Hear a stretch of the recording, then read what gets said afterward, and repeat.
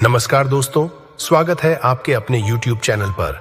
Video शुरू करने से पहले अगर आपने अभी तक चैनल को सब्सक्राइब नहीं किया है तो सब्सक्राइब कर लीजिए और घंटी के आइकन को दबाएं ताकि आप हमारी नई वीडियो मिस ना करें। तो चलिए बढ़ते हैं आज की रोमांचक खोजें की ओर। नंबर 1, जनवरी 2022 में इंग्लैंड के रटल में आर्कियोलॉजिस्ट ने एक अजीबोगरीब खोज की है, जिसमें आर्कियोलॉजिस्ट ने एक किसान के खेत के नीचे रोमन मोजाइक को खोजा है, जो कि रोमन विला का ही एक भाग है। यह पहले ऐसे मोज़ेक थे जो दुनिया भर में प्रसिद्ध पोयम इलियाड को दर्शाते हैं, जिसे होमर नाम के राइटर के द्वारा लिखा गया था। आर्कियोलॉजिस्ट का कहना है कि यूके में पहली बार कुछ ऐसा अद्भुत खोजा गया है जिसके बारे में शायद किसी ने कल्पना तक नहीं की थी। यह रोमन पीस एशियंट टाइम्स के खूबसूरत आर्टवर्क को भी दर्शाता है। इस मौज में एल्स के आखिर युद्ध का वर्णन भी आप साफ तौर पर देख सकते हैं। इस खोज को यूनिवर्सिटी ऑफ लेसर के द्वारा हैंडल किया गया था, जो आज के समय बहुत बड़ी डिस्कवरी का हिस्सा बना हुआ है। नंबर 2, काहोकिया। 1000 साल पहले आज के सेंट लुइस के पास मिसिसिपी नदी के तट पर काहोकिया एक विशाल और हलचल भरा शहर था, जो कई मील तक फैला हुआ था और इसमें विशाल पृथ्वी के टीले थे।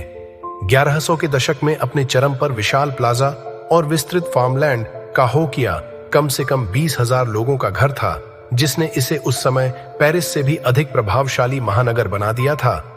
जब यह एक सांस्कृतिक केंद्र बन गया था, जहां पूरे उत्तरी अमेरिका से मूल अमेरिकी दावत के लिए इकट्ठा हुए थे और धार्मिक गतिविधियों में शामिल हुए थे।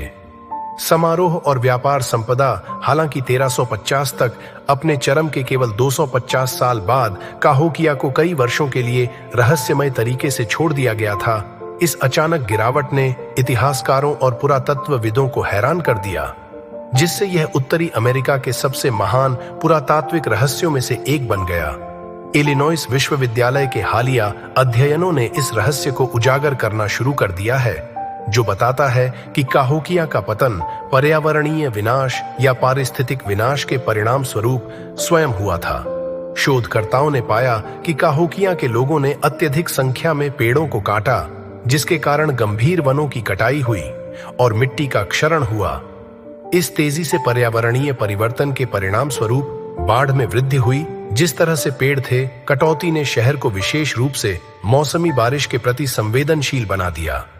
जब यह बारिश हुई तो शहर में बाढ़ के पानी को रोकने के लिए कुछ भी नहीं था, जो प्रभावी रूप से पड़ोस को बहा ले गया। नंबर 3, हाल ही में आर्कियोलॉजिस्ट ने एक बहुत ही बड़ी और एक्साइटिंग डिस्कवरी की है, जो उन्होंने 4200 साल पुराना फ्यूनरल टेम्पल खोजा है, जो कि फैरा हुआ टेटी की पत्नी क्वीन रिट का है। जब आर्कियोलॉजिस्ट ने उस जगह को खोदा तो उन्होंने सक्कारा कब्रिस्तान में दबे हुए हजारों रहस्यों को खोल दिया, जो पूरी तरह से अनसुलझे हैं। और यह आर्कियोलॉजिस्ट के लिए कि किसी खजाने से कम नहीं था। उन्हें उस जगह से 50 लकड़ी के बने हुए कॉफिन्स मिले, एक तरह का बोर्ड गेम मिला, एक बोट मिली, रोवर्स मिले, लकड़ी के स्टैचू मिले जो कि किसी रक्षक की तरह मौजूद थे, कई सारे मास्क भी मिले और एक श्राइन मिला जो मृत्यु के देवता को दर्शाता था। और इसके साथ ही क्वीन रिट से जुड़े हुए कई सारे अन्य चीजें मिली। इस साइट को आर्कियोलॉजिस्ट ने जाही हवस के अंदर में काम करते हुए खोदा था और उसी समय 4200 साल पहले बना पिरामिड भी खोजा था, जो कि क्वीन रिट का है। यह दुनिया की सबसे बड़ी आर्कियोलॉजिकल डिस्कवरीज में से एक है। नंबर 4, पुरातत्वविदों ने माया भगवान किल की एक दुर्लभ मूर्ति की असाधारण खोज की।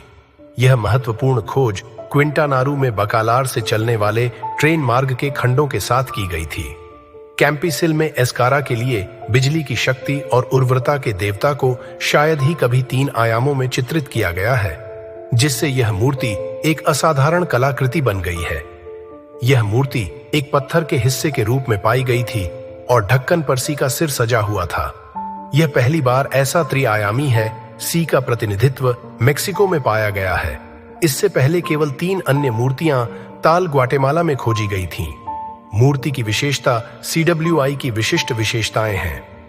बड़ी आंखें, उलटी हुई थूथन और उसके माथे से उभरी हुई एक पत्थर की मूर्ति।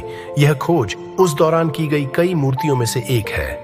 माया ट्रेन परियोजना, जिसने लगभग 50,000 प्राचीन संरचनाओं और मिट्टी के बर्तनों और मानव अवशेषों सहित अनगिनत कलाकृतियों का पता लगाया है। नंबर 5, सोपिस का प्राचीन शहर, बुल्गारिया का प्राचीन शहर। सोपिस एक झील के तल पर स्थित है। इसकी खोज 1948 में एक बांध के निर्माण के दौरान हुई थी। पुरातत्वविदों के पास इस थियान शहर के बारे में जितना संभव हो सके सीखने के लिए 6 साल थे। क्षेत्र में बाढ़ आने से पहले एक झील बनाने के लिए उन्होंने तेजी से काम किया, लेकिन एक बार बांध खत्म हो गया तो पानी ने शहर को हमेशा के लिए दफन कर दिया। या ऐसा लग रहा था कि 2005 में बल्गेरियाई वास्तुकार जियोतियेव ने सोपिस को संरक्षित करने और पुनर्निर्माण करने के लिए एक महत्वाकांक्षी योजना का प्रस्ताव रखा था। उनका विचार था पानी को बाहर रखने के लिए खंडहरों के चारों ओर दीवारें बनाने के लिए पर्यटकों को नाव से शहर का दौरा करने की अनुमति दी जाएगी। फिर वे दीवारों को देख सकते हैं और पुनर्निर्मित खंडहरों को देख सकते हैं।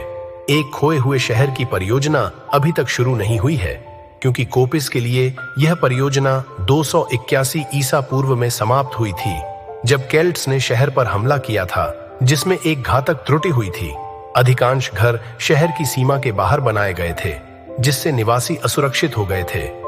केल्ट्स पहुंचे तो उनके लिए निवासियों को मारना और शहर को जलाकर राख कर देना आसान था। तो दोस्तों, अगर आपको ये वीडियो पसंद आई हो तो इसे लाइक और शेयर जरूर करें। और अगर आप ऐसी ही वीडियो देखना चाहते हैं तो चैनल को सब्सक्राइब करें। कमेंट में हमें बताएं कि आपको ये वीडियो कैसी लगी और अगली बार आप किस तरह के वीडियो देखना चाहेंगे। जुड़े रहिए हमारे साथ। धन्यवाद।